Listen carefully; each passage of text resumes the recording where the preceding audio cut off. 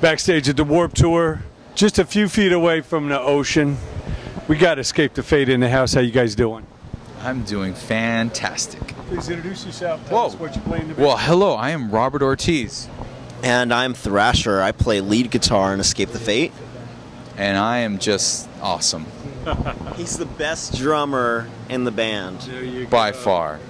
Now, growing up, who were your musical heroes? Who inspired you to want to make music yourself? My first hero was Michael Jackson. When I was 5 years old. I was moonwalking all over the house, throwing the hat, you know, with my little Fisher-Price microphone. I think that's why Mom said I was like shy. I didn't even speak till I was like 5, and I went to preschool and for show and tell I had a Michael Jackson cassette and a Fisher-Price little cassette player and microphone. I performed for the whole entire group of kids, and that's when it probably hit me. And then from there it was the blues, Jimi Hendrix, Stevie Ray Vaughan, B.B. King, rest in peace, Buddy Guy. And then from there, 80s metal, Motley Crue, you know, all the Shredders, Paul Gilbert, Steve Vai, John Petrucci, Yngwie Malmsteen. And now Muse, you know. A guilty pleasure would probably be a little Nickelback. I think the productions are massive. But Metallica is awesome. So is Miss May I. And your... Oh, man. Who do you look up to? Listen, man, I was born a rock and roller. My parents were both into metal. They were a product of the 80s, you know. My mom had the big hair. My dad had long hair. He don't have any more, but... you know, I grew up with that stuff. I will say this till the day I die. I was a Metallica and Guns N' Roses fan. All day, every day. Those are my biggest inspirations. And they made me want to play music, you know, and that's when I would watch Metallica, I said, that's what I want to do with my life. And then Avenged Sevenfold in high school showed me that, hey, I can do this with my life. So they're always an influence to me, and I always continue to put their name out there any chance I get, because they inspired me, so I think I owe them a free press. And yeah, you know what I mean. And you know, but my parents also listened to a lot of Mexican music as well. You know, I grew up in Texas where Selena was big, and mariachi music and all this other stuff. So yeah, you know, influences from everywhere. Yeah, isn't it amazing? A band like Metallica, as big as they are, they're an indie band. They run their own label, do their own thing at this point. You know, now I know you guys are now aligned with 11-7, which is the home of Motley Crue, and Papa Roach, Five Finger Death Punch. It's a great music. Alan Kovac, Nikki Sixx. These guys know what they're doing, man. Tell us, you know, how excited you are to be a part of a team like that. It's major but independent. Well, I think this time around on this record, whatever relationships we had in the past with labels, which have, you know, gotten pretty weird, I think they're right on target with our goals and our dreams, and I think it's more or less because the band is so organized and the band has such a strong vision of where we want to go and who we want to be. So I think, you know, expressing that with the label, they totally get it and they want to help push this record. Yeah. So, you know, they'll tell you what to do, but try and find out what you want to do and make it happen. Exactly. Well, here's the thing about Alan Kovac. And we haven't always seen eye to eye on everything. Because, you know, when we started, we were on Epitaph, and we did things our way. And we always had a filter with our manager, so we never talked to the label. You know, it was just like, this is what we want to do. You're either going to back us or they're not, because we're going to do it anyway.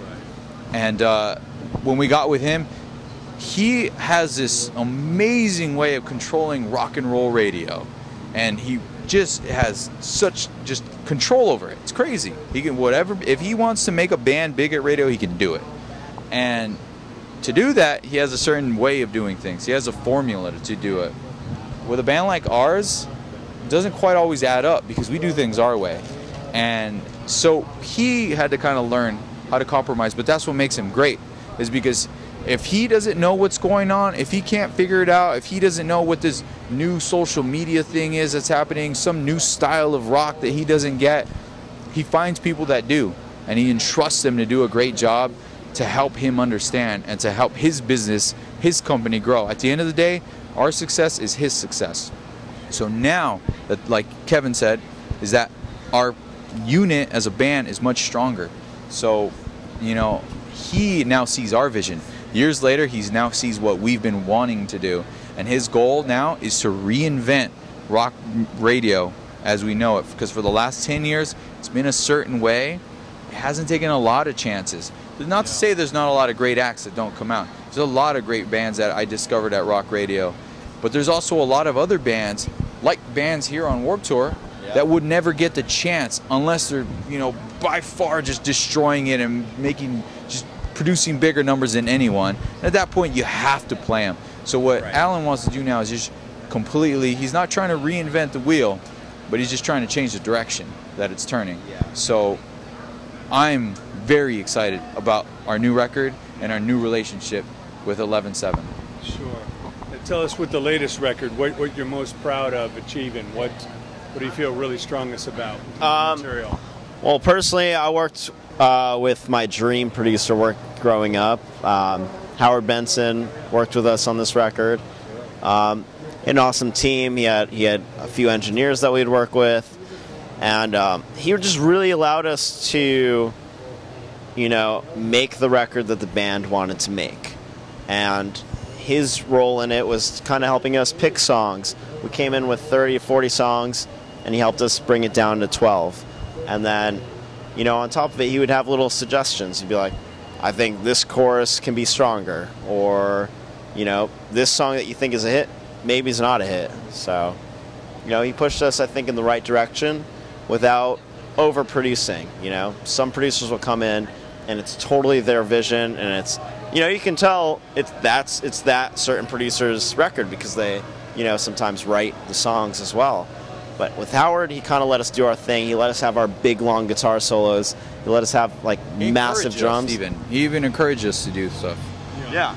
The one, like, ballad that's like, this is like a radio single, we almost didn't even put a solo in, and he was like, Kevin, I want you to play the most badass solo you've ever played on this song. Like, blow people away with it. I was like, cool. You recorded in Howard's studio in the Valley? Yep, we did it up in Woodland Hills. Yep. You know, he has his compound where, you know, the band even lives there. So the band, you know, really gets close, and we can stay focused. We can have that tunnel vision on our goals. Honestly, man, like what he did to us was not only give us the confidence to try to achieve our vision, but he just encouraged it, man. He like wanted it to be unique. He knew that no one else in the world is gonna think the way we do about music. So he knows that when you put something out there that truly is unique, that people are gonna respond to it. Yeah. Some people will hate it, undoubtedly, but that's okay. Not everyone thinks the same. But when you have a unique piece of art that people can feel and just know that there's nothing else in the world like it, that it's special. And so that's what people would be attracted to it. That's why people will want it, because they can't go anywhere else to get it. Which again goes back to the rock radio thing I was saying earlier. You start to get to a point where a lot of, you know, you don't feel like you're getting something special. In some cases, not all, but in some cases. And that's what he's helping us deliver. And sometimes it's scary, because it's like, I don't know, man. I don't know if this song is gonna work. This may be too much, this weird direction for us. And he's like, do you like it? Yeah. All right. Cool. Yeah. I think that's why he's been so successful in the past, actually breaking bands, such as My Chemical Romance. Yeah. I mean, if a producer came in and made My Chemical Romance, like, you know, T-Pain auto-tuned vocals and, like, perfect, you know, even guitars, and, like, everything was just sonically, like, square and overly compressed, it wouldn't be the My Chem that everyone discovered in Grew to Love, you know, with Sweet Revenge. Exactly. Yeah. Now, the Warped Tour is obviously a different kind of experience. So many bands, so much going on. What did you guys prepare any differently to, you know, maximize a Warped Tour? We thought about it for months and months and months, because we, you know, we're like, yeah, we're finally back on Warped Tour. And I know that, you know, it's been a long time for us, and we've been wanting to do this for several years. But problem was, we were in the studio, we had tunnel vision, we had a one-track mind, and that was creating a great piece of art. And that, like, the idea of touring was not in our mindset at all. So everything kind of was just like a little rush, and we weren't prepared for it. Mentally, I was kind of emotionally breaking down just at the thought of leaving. It's fucking June and I'm gonna leave till August. Like, that sucks, you know? Because I'd just been gone for 3 months from home, visiting a day here, a day there, you know, and it's kind of, it's rough, but it comes with the territory, man. And Warped Tour, it doesn't have to be the hard tour. For a band like us, we're fortunate enough to be able to afford a bus, so it's cool. It's not as bad as, you know, the bands that are starting out and they're in vans and it gets to be a grind, man. It's a real grind.